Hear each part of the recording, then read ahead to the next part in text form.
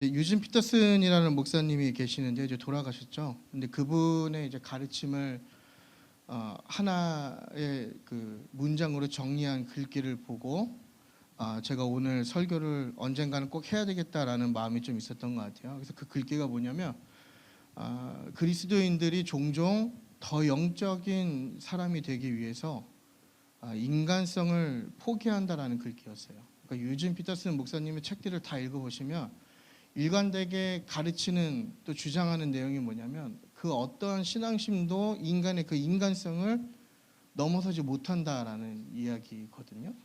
근데 오늘날 많이 문제가 되는 게 뭐냐면 어느새부턴가 교회 안에 이 영적이라는 그 어떤 수식이 붙으면 그 인간성, 그러니까 우리가 흔히 이야기하는 상식을 넘어서는 일들이 빈번하게 일어나고 있다라는 거예요.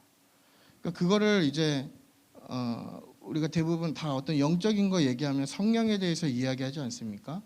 성령에 대해서 이야기하는데, 그래서 이 글귀를 보면서 성령 체험과 이제 성령의 사람에 대한 구분이 좀 필요한 것 같다라는 생각이 좀 들었던 것 같아요. 그래서 오늘 그 부분에 대해서 말씀을 나누려고 합니다. 로마서 8장과 고린도전서 12장을 보면요, 바울 사도가 모든 신자가 성령을 갖고 있다. 그래서 이 성령이 없으면 그리스도를 믿는 자도 또 그리스도인의 공동체도 있을 수 없다라는 주장을 계속하게 돼요.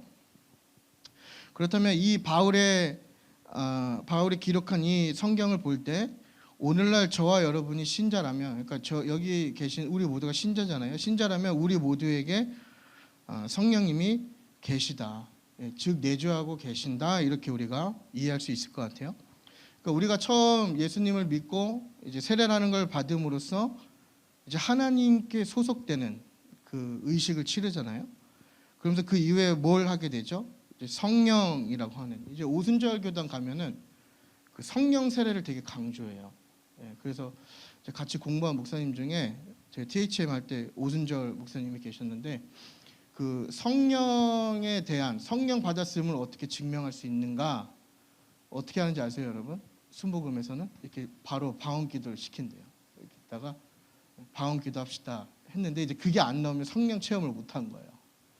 뭐 이게 뭐 신학적인 논쟁이 있을 수 있겠죠. 그게 맞다, 뭐 틀리다. 여하튼 뭐 그렇게 하든 안 하든 우리 모두가 다 성령님을 경험하게 돼요. 그래서 성경을 보면 이 성령님을 경험할 때 이제 여러 가지 현상들이 일어나게 되는데, 막 바람이 불기도 하고 불 같은 것들이 보이기는 현상이 있기도 하고요. 또 방언을 하거나 예언을 하거나 또 이런 현상들이 일어난다라는 거예요. 근데 중요한 건 뭐냐면 성령을 체험할 때 나타나는 외적인 표지는 하나의 현상이다라는 거예요. 우리가 이걸 좀 구분할 필요가 있다라는 것이죠. 그러니까 이런 체험이나 외적인 표지를 보았다고 해서 그것이 성령의 사람이 되었다라는 것을 반드시 의미하지는 않는다라는 거예요. 그러니까 우리가 이거에 대한 명확한 구분이 필요해요. 그러니까 오늘날 대부분 성령의 사람이라고 하고 성령의 삶을 산다라는 것을 정의할 때 우리가 그걸 어떻게 국한시키기 시작하냐면 어떤 강력한 체험으로만 이해하는 경우가 있어요. 그래서 여러분 이따가도 막 기도하실 거죠. 그리고 뭐 가끔은 어떤 분은 방언하시는 경우도 있고 환상을 보시는 경우도 있고, 뭐 의사를 거부하는 건 아닙니다. 전 아직도 있다 믿어요. 근데 그런 어떤 강한 체험을 하면 내가 성령의 사람이라고 착각한다라는 거예요. 그게 요지예요, 오늘 말씀에. 사실 체험의 강도가 중요한 게 아니죠. 바울이 이야기하는 건 뭐예요? 그런 체험의 강도가 아니라 바로 삶의 방향에 대한 문제라는 거예요. 성령께서 내 삶의 주도권을 갖고 계시고 내 삶을 인도하느냐, 그러니까 내 삶을 핸들링하는 게 나 자신이냐 아니면 성령님이냐를 놓고 성령의 사람과 성령의 사람이 아닌 것을 구분한다라는 것이죠. 그래서 결론부터 말씀드리면 성령의 사람은 무엇입니까? 16절과 25절을 보면 성령을 따라 행해라, 바울이 이렇게 얘기하는군요. 이게 뭐냐면 성령을 따라서 살라라는 거예요. 그러니까 여러분 되게 단순하고 심플한 내용이죠. 성령의 사람은 무엇이냐? 체험적인 걸 추구하는 사람이 아니라 성령을 따라 사는 사람이 성령의 사람이다라는 거예요. 매 순간 성령님께 묻고 성령의 인도하심을 구하며 따라가는 삶이 성령의 사람이다, 이렇게 이야기하는 것이죠. 근데 우리가 많은 사람들이 이 부분을 굉장히 쉽게 놓치고 있다라는 거예요. 그러니까 성령도 체험하고 구원도 체험하고 또 신앙생활도 열심히 하지만 여전히 우리 안에 우리가 갖고 있는 욕망과 이전의 삶을 버리지 못하는 것이죠. 그러니까 우리가 죄로 인해서 타락한 본성이 있죠. 그리고 그것을 우리가 신학적인 용어로 죄성이라고 얘기해요. 그러니까 예수 그리스도를 믿고 있지만 여전히 우리 안에는 이 죄성이 남아 있는 것이죠. 하나님께서 우리를 의롭다라고 불러주셨지만 여전히 우리는 그 죄성과 싸워야 되는 작업이 우리 안에 있어야 된다는 거예요.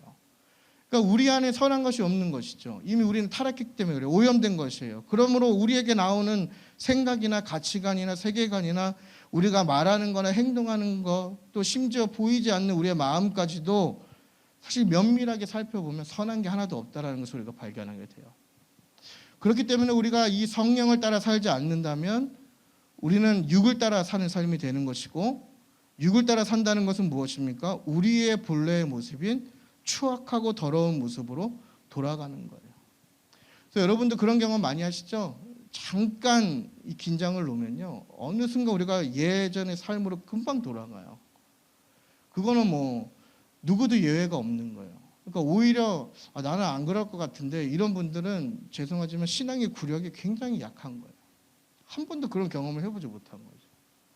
하지만 우리는 우리 스스로를 너무나 잘 알아요. 내가 얼마나 연약한 존재인지, 내가 얼마나 환경에 쉽게 휘둘리고 정말 하나님을 잠깐 떠나면 내가 얼마나 하나님부터 멀어지는 존재인지, 내 안에 얼마나 추악함이 있는지 우리는 너무나 잘 안다는 것이죠.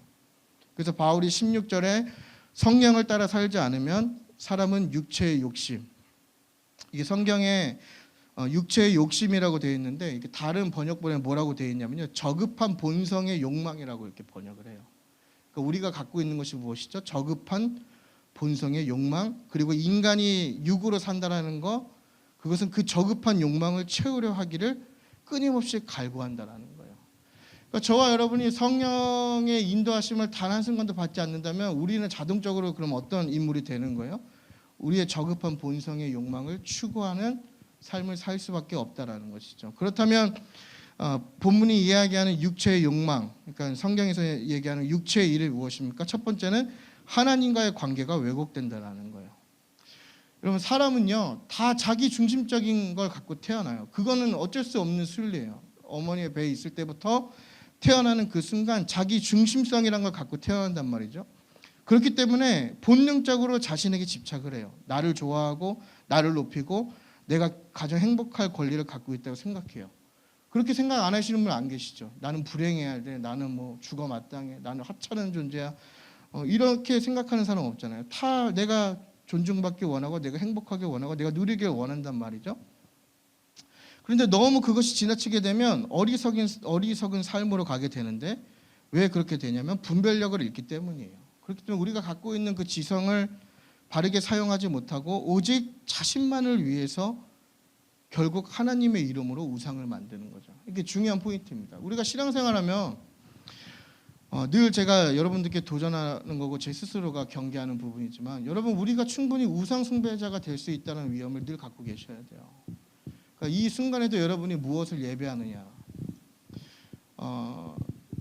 여기에 다 앉아 계셔도 다 하나님을 예배한다고 생각하지 않아요, 사실. 저도 그럴 때 많거든요. 우린 다 우상 숭배자 되는 거예요. 그냥 우리 기도 제목만 봐도 그래요, 여러분. 오늘은 죄송하지만 우리 개인 기도 제목 나누지 않으려고요, 일부러 더. 여러분, 우리 기도할 때도 그렇잖아요. 내 필요와 내 만족, 내 욕구, 이런 거 기도하지 않으면요, 아무것도 기도하지 않아요. 우리는 다 나를 위해서만 기도하는 거예요. 그냥 하나님이라는 이름만 붙여놓는 거죠. 왜 이렇게 우상을 만들까요? 하나님은요, 여러분, 우리에게 말씀하시는 분이에요. 하나님은 우리에게 성령을 주셨고 그 성령을 통해서 우리의 삶을 간섭하신단 말이죠. 근데 우상은요, 말을 못하는 존재예요. 말을 할 줄 몰라요. 왜냐하면 죽어있기 때문이죠. 그렇기 때문에 사람들이 우상에 하나님의 이름을 잘 붙여놓는 거예요. 하나님을 위하는 것 같지만 결국엔 그 중심에 뭐가 있는 거예요? 우상을 섬기고 있는 거예요. 우상을 세워놓고 하나님의 이름으로 명목으로 모이고 명목으로 기도하고 예배하지만 결국엔 자기 탐욕, 자기가 추구하는 것을 구하는 것이죠. 그래서 여러분, 우상 숭배는 자기 중심적인 그 중심성의 가장 대표적인 현상이에요. 그래서 내가 주인인가 아닌가가 왜 우리에게 중요하냐? 여러분, 내 삶에 내가 주인이 되면요, 결국엔 내가 나를 높이게 되어 있는 거고, 나를 높이는 행위가 결국에 무엇입니까? 우상 숭배라는 거예요. 우리가 높여야 될 대상이 누구예요? 오직 하나님 한 분이시잖아요. 그래서 하나님이 우상을 미워하시는 거예요. 그러니까 오늘날 뭐 우리가 자꾸 1차원적으로 물 떠놓고 항아리에 비나이다 이거만 뭐 우상 숭배 얘기하고 뭐 부적 붙이고 이런 거 해야만 우상 숭배를 생각하는데요. 더 위험한 건 내부 안에 있다는 거예요. 이 안에 진짜 예배자가 있냐라는 질문인 거죠. 이 안에 진짜 하나님의 말씀을 전하는 설교자가 있냐라는 거예요. 과연 이 안에 하나님을 영광을 높이는 그 무언가가 있냐라는 거예요. 그게 없으면 여기 하나님의 임재가 없는 거잖아요. 하나님의 임재가 없으면 이 모임은 다 무의미한 거잖아요. 근데 우리가 어느 순간 그렇게 살 수가 있다라는 것이죠. 다 자기중심적으로 갖고 살면 하나님과의 관계가 그렇게 왜곡되기 시작하는 거예요. 다 그냥 내가 원하는 대로 무언가를 이루어줄 말만 하나님인지 다 진리를 갖고 사는 거죠. 기독교도 마찬가지죠. 기독교 안에 진리가 있습니다. 저 동의해요. 오직 예수 그리스도만 우리의 구원의 유일한 길이에요. 동의합니다. 하지만 기독교라는 이름으로 우리도 우상 만들 수가 있어요. 교회가 약해지는 것은 성경이 가르치는 대로 믿는 것이 아니라 자기 방식대로 기독교를 우상화했기 때문에 그런 거죠. 또 뭘 얘기합니까? 주술을 얘기하죠. 주술이 뭐예요? 자신을 위해서 악한 세력을 교묘하게 이용하는 게 주술이잖아요. 악한 줄 아는데 교묘하게 이용하는 거예요. 교묘하게 이용하는 게 무엇이죠? 사단의 영이잖아요. 속이고, 그죠? 혼란에 빠뜨리고, 그래서 그것들을 통해서 뭘 하는 거죠? 자신의 욕구를 추구하고 사는 거예요. 그래서 한국 교회 트렌드 그 26년도 올해 거죠. 이게 연말에 이제 나오는 책인데 그 중에 그 10가지 키워드 중에 이 올해 하나가 무엇이냐면 바로 무속신앙이었어요. 기독교인들 트렌드. 그래서 여러분 기독교인들 트렌드의 무속신앙이 웬 말이냐? 그래서 그 내용이 쉽게 얘기하면 뭐냐면요. 그 점집이라 그러죠. 무당이 있는 그 점집을 방문하는 그 비율의 30%가 크리스찬이라고 합니다.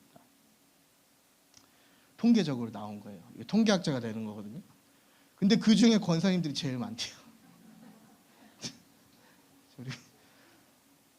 이해는 가요. 얼마나 답답하겠어요. 하나님 뭐 기도해도 응답도 잘 안 해주시고 시원섭섭하게 뭐 그죠? 뭐 거절을 하시던가 뭐 시원한 음성을 좀 쏴주시던가 그죠? 뭐 하나라도 이렇게 하면 뭐로 주시던가 해야 되는데 뭐 아무것도 안 주잖아요, 그죠? 네, 그러니까 답답한 마음에 이제 뭘 하는 거예요? 즉각적인 해결책. 이제 숭구리당당 찾아가가지고 이렇게 하고 쌀 뿌리고 이렇게 하는 거 아니에요?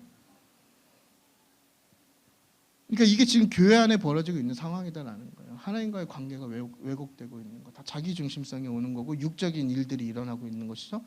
두 번째 뭐예요? 자기 욕망에 자신을 내어 맡기는 거예요. 그래서 19절에 음행과 더러운 것과 호색 바울이 지적하죠. 그러니까 우리가 육체에 따라 사는지 성령을 따라 사는지 분별할 수 있는 가장 큰 기준은 뭐냐면 내 마음속에 뭐가 가득한지 보면 돼요. 그러니까 내 마음속에 뭐가 있느냐. 그러니까 본문에서는 지금 성적인 타락과 문란함이 가득하다고 지적하는 거죠. 그러니까 1세기의 갈라디아 교회 성도들 마음 가운데 예수님을 믿고 복음을 접했지만 여전히 그 문화에서 오는 그죠? 그 당연하게 여겨지는 성적 타락과 문란함이 그 마음속에 가득한 거예요. 이 음행이라고 하는 것은 부부 관계를 벗어난 모든 성행위를 다 음행이라고 부르죠. 하나님께서는 오직 부부에게만 이것을 허락하신 거예요. 그러나 오늘날은 이걸 다 뭐라고 얘기합니까? 이걸 죄라고 이야기하지 않아요. 다 뭐라고 얘기하죠? 사랑이라고 포장해요. 이게 다 사단의 전략인 거예요. 하나님이 정하신 질서를 벗어난 관계까지도 자연스럽게 허용하는 거죠. 근데 우리가 기억해야 될 건 무엇입니까? 우리의 삶의 최종적인 판단자는 세상이 아니라 이웃이 아니라 바로 하나님이시다라는 거예요. 그래서 바울이 음행 다음에 뭘 얘기합니까? 더러움과 호색을 얘기하죠. 음행이 결국 더럽히고 음행이 삶을 더럽히게 되고 그게 반복하게 되면 결국 죄에 대한 감각이 무뎌지는 거예요.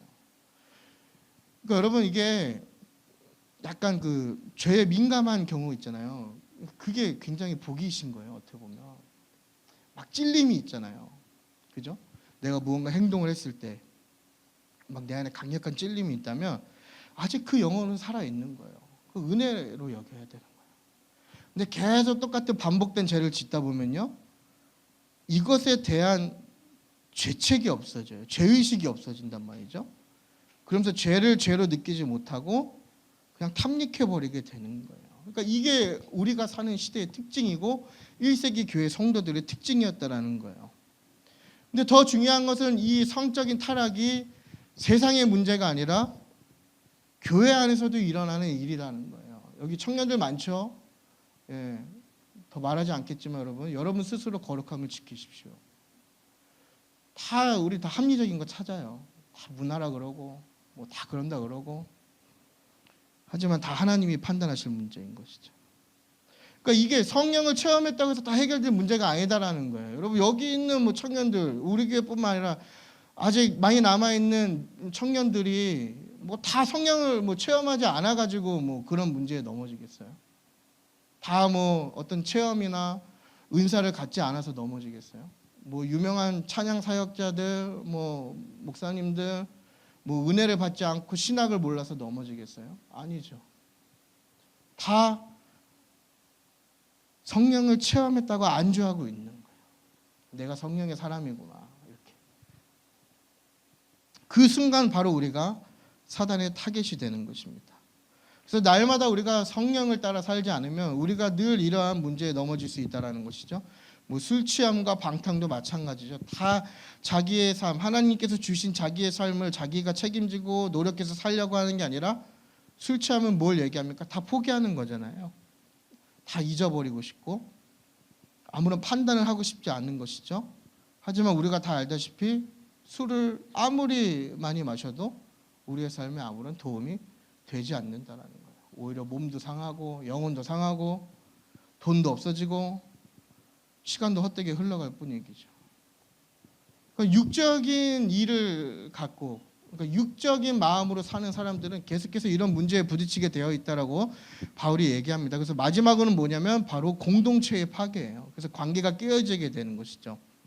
그래서 부부의 관계가 깨지게 되고, 가족의 관계가 깨지게 되고, 동료들과의 관계가 깨지게 되고, 이웃과의 관계가 깨지게 되고, 나아가서 교회 공동체가 깨지게 되는 거예요. 그러니까 이 관계에 대해서 친한 사람이 있나 없나, 제가 가장 싫어하는 말 중에 저희 어머니가 자주 쓰시는 표현, 아삼육. 사투리인가요 이게? 저희 어머니가 많이 쓰시거든요. 이렇게 그 친한 사람끼리 이렇게 모여가지고 사치기 사뽀뽀하는 그 저희 어머니가 매번 아삼육이라고 이렇게. 다 지금 그런 걸 만들라는 게 아니죠. 예. 그러니까 이건 뭘 얘기하는 거예요? 그러니까 예를 들면 이혼을 되게 가볍게 여기는 이제 사회가 돼버렸잖아요. 그런 사회 속에서 우리 부부가 어떤 관계를 맺고 살고 있는가를 살펴보면 내가 육적인 사람인지 영적인 사람인지 알 수 있다라는 거예요. 가정에서 자식들과 사는 모습을 보면 내가 육체를 따라 사는지 성령을 따라 사는지 알 수 있다라는 것이죠. 내가 교회에서 어떠한 관계를 맺고 있는지가 내가 육체를 따라 사는지 성령을 따라 사는지 알 수 있다라는 거예요. 원수를 맺는 게 무엇입니까? 사람들과의 관계에서 해결되지 않는 그 갈등을 강한 적이감으로 바꾸는 거죠. 이제 감정적으로 문제가 감정으로 흘러가게 되는 거잖아요. 우리가 살다 보면 다 그렇습니다. 그러지 않습니까? 뭐 이렇게 뭐 두 명만 있어도 마음이 안 맞는데요. 뭐 세 사람, 네 사람 뭐 더 많아지면 갈등할 상황이 더 많아지죠. 예. 그러니까 사람들과의 관계가 의도하든 의도하지 않든 상처를 주고 받을 수밖에 없는 상황이 된단 말이죠. 근데 이것이 문제가 되는 건 뭐예요? 그것을 해결하는 것이 아니라 마음속에서 나쁜 마음과 원한으로 바뀌어요. 이게 원수 맺는 거거든요. 그러면서 이 원수 맺음의 결과가 뭘로 이어져요? 분쟁이 일어나게 돼요. 싸우게 되고 삐딱한 마음을 품었으니까 곱게 들리지 않는 거예요. 하나만 걸려봐라 하고 싸우게 되고, 싸우면서 뭐가 되는 거예요? 저주하고 분을 터뜨리게 되고 분노를 쏟아내게 되잖아요. 그래서 이 영혼을 터뜨리는 분노가 우리의 마음과 우리의 삶의 생채기를 만들어내는 거예요. 그러면서 공동체가 깨어지게 되는 거죠. 가정도 그렇게 깨어지고 뭐 어떤 관계도 그렇게 깨어지고 다 우리가 그렇게 깨어지는 거예요. 이게 분을 내는 것에서 우리가 다 만족하지 못하죠. 그래서 뭘 만들어요? 이제 당을 만들잖아요. 그래서 당 짓는 것, 성경이 이야기하는 아주 죄예요. 그래서 여러분 교회 안에서 당 짓지 마십시오. 우린 다 이렇게 겉으로는 하나의 형제 자매처럼 얘기하지만 다 보여요. 제 눈에도 보이면 여러분 하나님께서 보시기에 얼마나 한탄하고 계시겠어요. 다 자기가 지지받기 원하는 거예요. 다 자기 중심적이고 육적인 일이죠. 나를 지지해 주라는 거잖아요. 나의 욕구, 나의 억울함, 나의 마음을 지지할 수 있는 사람을 모아서 그 그룹을 만드는 거예요. 그러니까 이 모든 것의 시작은 다 육체의 일이에요. 육체를 따라 살 때 생겨나는 결론이에요. 그러니까 그 교회가 잘 되느냐 안 되느냐 어떻게 분별할 수 있어요? 이런 육체에 따라 사는가 아니면 성령의 인도하심을 받아 사는가, 이것을 통해서 우리가 분별할 수 있는 것이죠. 그래서 오늘날 마치 살다 보면 가끔 그런 회의감이 들 때도 있어요. 복음의 능력을 마치 잃어버린 것처럼 느껴질 수가 있죠. 가끔 이제 황교안 선생님하고 저하고 둘이 대화할 때 황교안 선생님이 저한테 가장 많이 하시는 말씀이 뭐냐면 바로 이 말씀이에요. 복음의 능력이 어디로 갔는가. 저한테 늘 질문하세요. 그럼 제가 뭐라고 답하겠어요? 잘 모른다고 하죠. 제가 어떻게 알겠어요? 교회가 많은 욕을 먹고 질타를 받는 이유가 무엇이죠? 교회 공동체가 다 깨어지는 이유가 무엇이죠?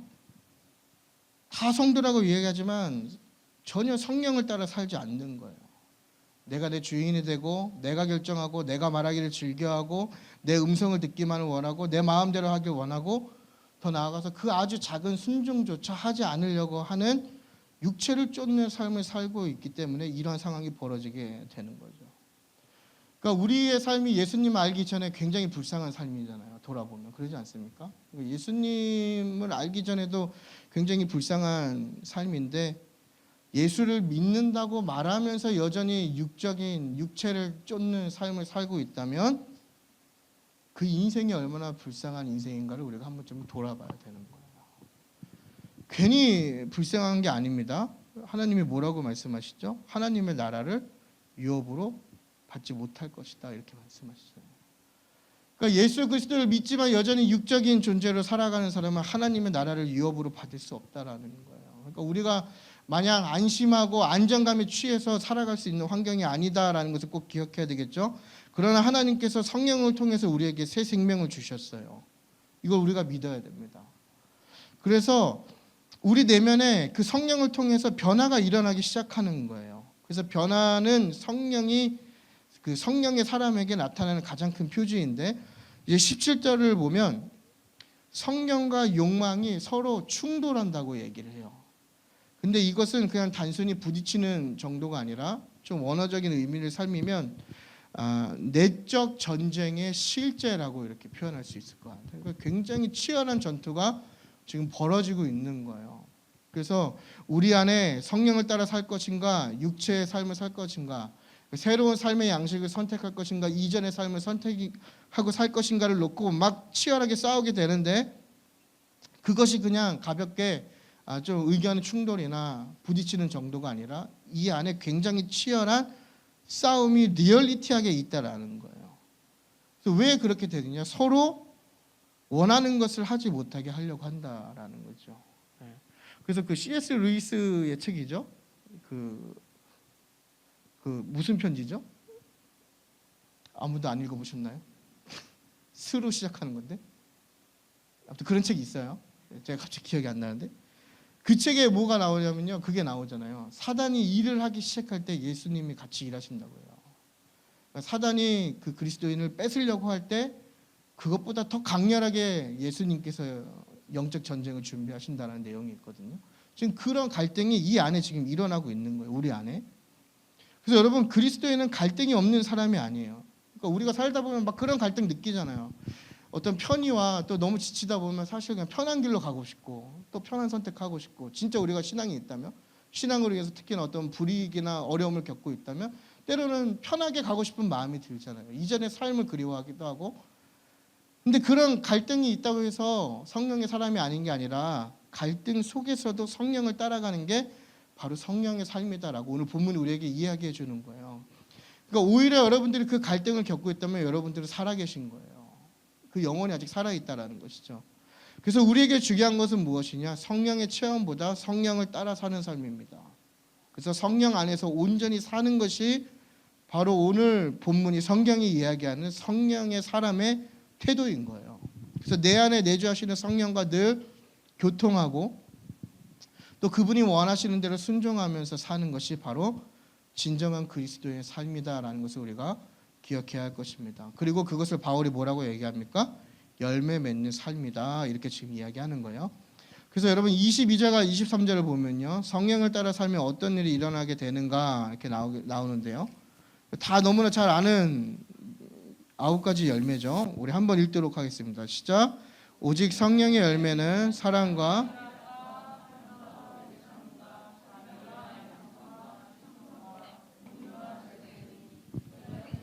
금지할 법이 없느니라. 아멘. 성령의 9가지 열매가 등장합니다. 근데 좀 중요하게 봐야 될 표현이 있는데요, 19절에 육체의 일은 분명하니 이렇게 되어 있죠. 네. 근데 여기 보면은 19절에는 육체의 일들이라고 원래 돼 있어요. 복수로 돼 있거든요. 근데 반대로 22절에 성령의 열매는 이건 단수로 되어 있어요. 그래서 육체의 일들은 복수이고 성령의 열매는 단수예요. 그러니까 잘 생각하셔야 될 게, 지금 성령의 열매하고 9가지가 나오는데 그게 지금 다 단수란 얘기예요. 그러니까 육체의 일은 다 구분 지을 수 있는 각각의 일들이다라는 것을 의미하지만 성령의 열매는 하나라는 거예요. 그러니까 마치 포도를 우리가 생각해 보면 포도 한 송이에, 그렇죠? 여러 가지 이렇게 포도 알맹이가 맺힌 것처럼, 하지만 그거를 하나의 포도로 우리가 보잖아요. 그런 것처럼 성령의 열매도 마찬가지다라는 거예요. 열매의 형태는 다르고 모양은 다를지라도 하나로 일관되게 흐르는 것이고, 근데 그 흐르는 것이, 이게 더 중요합니다, 우리의 삶을 이렇게 딱 잘라 보아도 우리의 삶을 지배하는 일관적인 흐름으로 가는 것을 지금 의미하는 거예요. 그러니까 우리는 자꾸 이원화시키려고 하잖아요. 교회에서의 삶, 그렇죠? 또 평일의 삶, 또 교회 안에서 삶, 교회 밖에서 삶, 마치 가면을 막 갈아 끼는 것처럼 그러지 않습니까? 제가 목사가 된 이후로 가장 고달픈 게 그 가면을 못 갈아치운다는 거예요.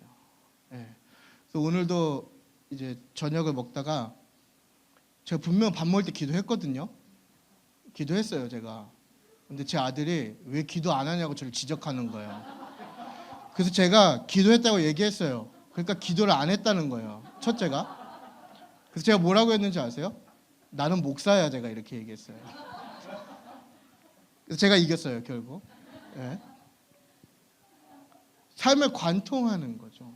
그러니까 성령의 열매가 끊기는 게 아니라 어떻게 보면 이게 우리의 정체성이잖아요. 그리스도인이고 또 어떻게 보면 이렇게 직분일 수도 있는데 그것이 우리의 삶을 일관되게 지나가야 된다는 거예요. 그래서 그것이 가정에도 흘러야 되고, 우리의 사업장에도 흘러야 되고, 직장에도 흘러야 되고, 교회에 흘러야 되고, 어느 단면을 다 잘라도 일관성과 통일성이 있는 것이 바로 성령을 따라 사는 사람들의 특징이다. 이걸 지금 이야기하고 있는 겁니다, 본문이. 그래서 여러분, 성령의 열매는 성령으로부터 나는 열매입니다. 우리의 노력과 땀으로 얻을 수 있는 결과물이 아니죠. 하지만 그렇다고 해서 우리의 수고가 필요 없다라는 것은 아니에요. 성경은 그렇게 이야기하지 않아요. 우리의 수고와 결단도 필요하지만 노력으로 맺을 수 있는 것이 아니에요. 성령이 맺어주는 게 바로 그 열매다라는 것입니다. 그래서 여러분, 이 열매를 하나하나 잘 살펴보세요. 이 9가지죠. 9가지 열매인데 어떤 특이점을 좀 발견하셨어요? 저는 이걸 읽으면서 뭘 발견하게 됐냐면, 이 9가지 열매가 다 우리의 성품과 관련되어 있다라는 거예요. 이게 우리에게 뭘 시사하느냐?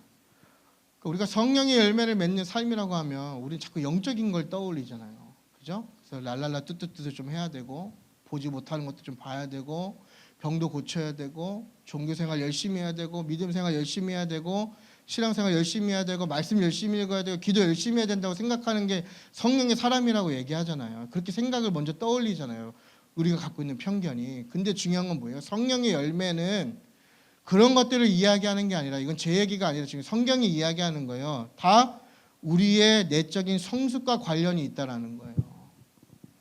그러니까 우리에게 중요한 것은 뭐냐면, 체험보다 우리의 성품이 날마다 성숙해져서 결국엔 누굴 닮아가야 되는 거예요? 예수 그리스도를 닮아가는 것이 성령의 사람의 최종적인 목표다라는 것을 오늘 본문이 분명히 이야기하고 있는 겁니다. 그래서 제가 서두에 말씀드렸죠. 우리가 인간이길 포기한다 그랬잖아요. 어떤 영적인 사람이 되려고 인간성을 포기한다고 하는데 그건 잘못됐다라는 거예요. 그러니까 여러분, 우리 막 신앙생활 열심히 하시는 분일수록 우리가 더 신경 써야 될 것은 사실 뭐예요? 바로 내 내면의 성숙입니다. 내 안에 있는 성품이에요. 그리스도인의 궁극적인 목표는 성령을 체험하는 것이 아니라 성령의 열매를 맺는 것입니다. 근데 우리는 자꾸 성령의 체험만을 강조하고 그것이 중요하다고 얘기하잖아요. 중요합니다, 물론. 하지만 그것이 끝이 아니다라는 거예요. 날마다 우리 안에 이 열매들이 맺어지도록 성령을 의지하고 그분을 따라 살아야 되는 것이고, 그것이 성도의 삶에 있어서 가장 중요한 핵심이다라는 거예요. 그래서 핵심은 뭐냐? 바로 성화입니다. 성화.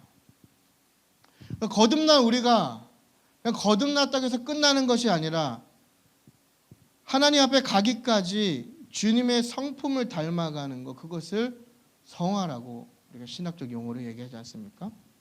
우리는 완전하지 않아요. 다 동의하시죠? 그 누구도 완전하지 않아요. 그러므로 여러분, 한 가지 권면을 드리면 자꾸 인간에게 기대하지 마세요. 뭐 저도 목사지만 저한테 물론 기대 안 하시겠지만 기대하지 마세요. 여기 다 모르시겠지만 제가 여기 계신 분들 중에 제일 추악해요. 제 과거를 얘기하시면 내일부터 교회 안 나오실 거예요. 시험 드셔가지고. 그렇죠? 우리는 완전하지 않아요. 근데 우리에게 더 중요한 건 무엇입니까? 어제보다 나은 오늘을 사는 것을 목표로 하는 거예요. 그러니까 많은 신앙인들이 고착화돼서 살아가요. 그냥 굳어져서 살아간단 말이죠. 그러니까 우리가 뭐 삶의 형태든 또 어떤 신앙생활이든 고착화되는 것만큼 경계하고 두려워야 될 것은 없어요. 그러니까 예수를 믿고 교회만 나오면 다 된다라는 거, 그거 고착한 태도죠. 고착화된 태도. 또 어떤 신비로운 체험과 은사만 있으면 된다라고 생각하는 거, 그것도 다 고착화된 거예요. 그런 고착화된 태도가 오히려 우리를 육을 따라 행하게 만들 확률이 크고, 또 그것이 복음의 능력을 축소시키고 공동체의 분란과 혼란을 더 일으키기 쉽다는 것을 우리가 꼭 기억해야 되겠습니다. 그래서 우리가 육체와 함께 우리의 저급한 우리의 욕구를 그리스도의 십자가에 못 박고 성령의 거듭난 사람으로서 성령을 따라 사는 삶이 되어야 하는 것입니다. 그래서 우리가 해야 될 게 무엇입니까? 첫 번째, 날마다 십자가 앞에 자기 자신을 부인하는 거죠. 우리는 자기중심적이라고 그랬죠. 그렇게 하면 나를 부정해야 되는 거예요. 나를 끊임없이 부정해야 되는 거예요. 그 다음 우리가 뭘 해야 됩니까? 말씀으로 성령의 뜻을 분별해야 되겠죠. 그 다음 마지막에 뭘 해야 됩니까? 작은 순종을 즉시 실천하는 거. 이게 바로 성령의 사람이 갖는 삶의 태도다라는 것입니다. 그래서 결론입니다. 오늘 우리는 갈라디아서 이제 본문을 통해서 한 가지 분명한 사실을 보았는데요. 성령의 사람은 체험의 강도가 아니라 삶의 방향으로 결정된다. 이렇게 정리할 수 있을 것 같아요. 그래서 우리 안에는 여전히 옛사람, 그렇죠? 다른 서신에서는 옛사람이라고 얘기하고 오늘 본문에서는 육체의 일이라고 많이 이야기하지만 하나님을 밀어내려고 끊임없이 노력합니다. 그리고 욕망에 또 자신을 내어 맡기려고 하고 관계를 깨트리려고 하고, 다 이게 우리의 본 모습이죠. 그리고 성령을 체험한 우리도 예외가 아니다라는 거예요. 그렇지만 24절을 보시게 되면 그리스도 예수의 사람들은 육체와 함께 그 정욕과 탐심을 다 이미 십자가에 못 박았음을 우리가 믿음으로 선포했으면 좋겠습니다. 그러니까 우리는 이미 이 작업을 끝낸 거예요. 그러니까 우리가 믿음을 가지고 이 일을 해나갈 때 우리가 그토록 원하는 성령님이 우리의 삶을 핸들링하시는 그러한 삶으로 나아갈 수 있다라는 것을 우리가 기억했으면 좋겠습니다. 그래서 성령의 사람은 완벽한 사람이 아닙니다. 또 넘어지는 사람이 아닙니다. 넘어질 때마다 다시 성령께 자신을 내어 맡기는 사람이 바로 성령의 사람이에요. 그래서 오늘날 우리에게 필요한 것은 더 강렬한 체험이 아닙니다. 우리에게 필요한 것은 더 깊은 항복입니다. 하나님 앞에 항복하는 것. 또 예수 그리스도 앞에 항복하는 것이죠. 그래서 성령님 오늘 내 어떤 말과 행동의 주인이 되어 주십시오. 이렇게 항복하는 거예요. 내 생각의 주인이 되어 주십시오. 항복하는 것이죠. 또 여러분들이 갖고 소유하고 중요하게 여기는 것들, 가정도 그렇고 자녀도 그렇고 또 어떤 소원하는 것도 그렇고 다 주인이 되어달라고 기도하는 거예요. 그때 우리 안에 또 그리스도의 향기가 있는 또 아름다운 열매로 맺어지게 될 것을 기대하시면서 성령의 삶을 살아내시는 저와 여러분이 되기를 축복하겠습니다.